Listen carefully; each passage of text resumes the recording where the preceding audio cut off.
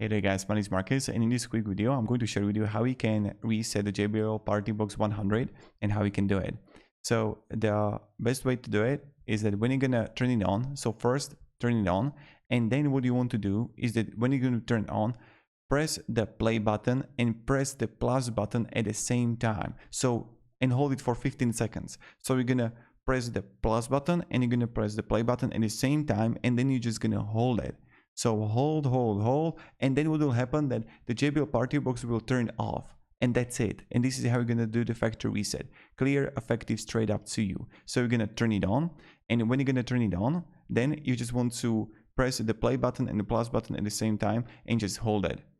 And it's done and it's going to be solved. So thank you very much for watching. Let me down below in the comments if it actually helped you reset your JBL PartyBox.